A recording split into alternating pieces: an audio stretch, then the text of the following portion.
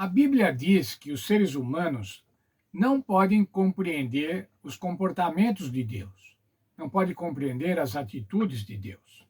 Veja o texto de Isaías, capítulo 56, versos 8 e 9. Os meus pensamentos não são os pensamentos de vocês, e os caminhos de vocês não são os meus caminhos, diz o Senhor. Porque assim como o céu são mais altos do que a terra, assim os meus caminhos são mais altos do que os seus caminhos, e os meus pensamentos são mais altos do que os pensamentos de vocês. Quais são os planos de Deus para este mundo?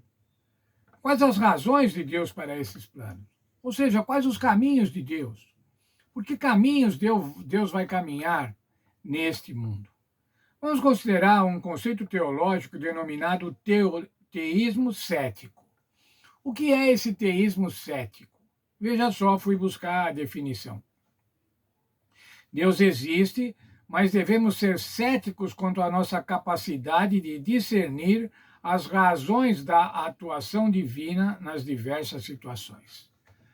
O teísta cético, ele acredita que Deus existe, ele é teísta, mas ele é cético com relação à nossa capacidade, a capacidade humana de entender os desígnios de Deus, de entender as razões de Deus, da atuação divina. Segundo esse entendimento, Deus possui boas razões para agir como faz, mas por causa do nosso conhecimento limitado, não podemos achar que estamos em condições de saber exatamente quais são essas razões. O teísta cético possui ceticismo em relação à capacidade humana de conhecer ou compreender plenamente as razões de Deus para a existência do mal no mundo. Só porque não podemos ver, por exemplo, germes flutuando, isso não significa que esses organismos não existam. O fato de não conhecermos as razões de Deus não significa que ele não tenha boas razões.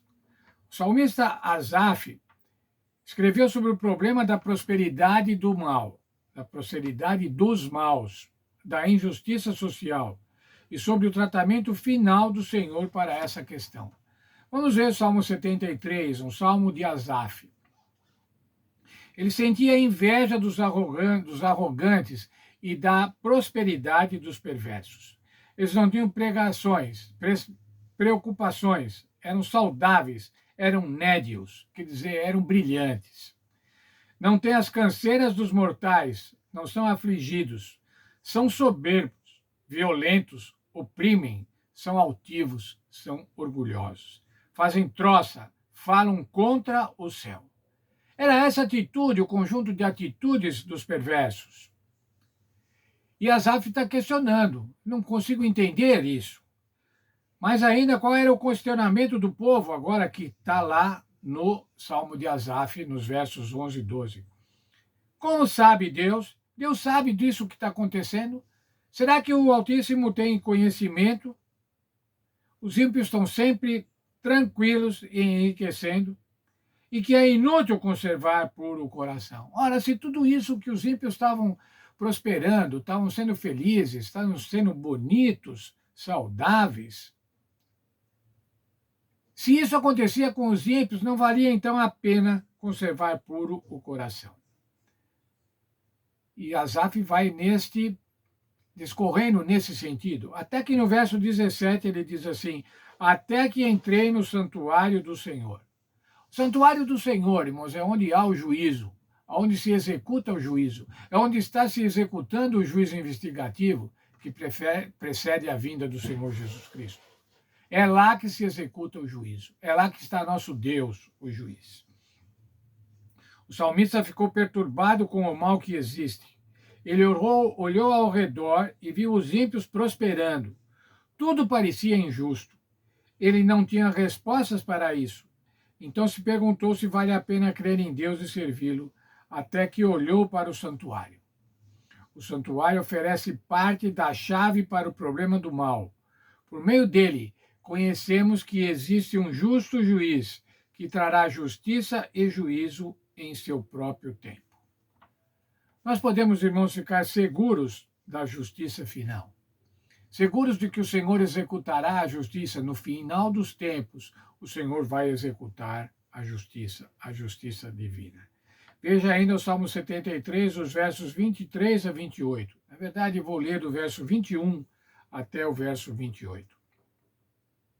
Quando o coração se me amargou e as estranhas se me comoveram, eu estava embrutecido e ignorante.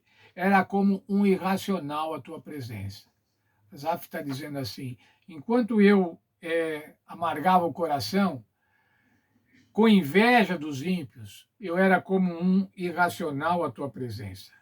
Todavia estou sempre contigo, tu me seguras pela minha mão direita, tu me guias com o teu conselho e depois me recebes na glória. Quem mais tenho eu no céu? O salmista está falando, apesar de toda essa maldade, apesar de todo esse progresso e esse aparente lucro dos ímpios, quem é que eu tenho no céu, senão Deus, o Criador? Não há outro em quem eu me compraza na terra. Ainda que a minha carne e meu coração desfaleçam, Deus é a fortaleza do meu coração e a minha herança para sempre. Ainda que eu não entenda nada do que está acontecendo, Deus é a fortaleza do meu coração e a minha herança para sempre. Os que se afastam de ti, eis que perecem. Tu destrói todos os que são infiéis para contigo. Mas veja, irmãos, agora a conclusão que Asaf chega. Quanto a mim, bom é estar junto a Deus, o Senhor Deus. No Senhor Deus, ponho o meu refúgio para proclamar todos os seus feitos. Quanto a mim, bom é estar junto a Deus. No Senhor Deus ponho o meu refúgio para proclamar todos os seus feitos. Salmo 73, 28. Ele sentia alegria em estar junto de Deus. E eu quero fazer essa mesma pergunta agora, irmãos, ou fazer essa pergunta para nós. E nós? Quanto a nós, é bom estar junto de Deus? Ou nós estamos invejando, estamos tendo inveja dos ímpios que prosperam? Estamos questionando a Deus? Deus se esconde, Deus não está vendo. Quanto a mim, bom é estar junto a Deus, e no Senhor Deus ponho o meu refúgio para proclamar todos os seus feitos. Que Deus abençoe cada um de nós, irmãos, e que nós possamos estar junto a Deus, possamos encontrar no Senhor o nosso refúgio, e dessa forma vivemos felizes, na bendita esperança da bem-aventurada volta do Senhor Jesus. Deus abençoe e esteja com cada um de nós.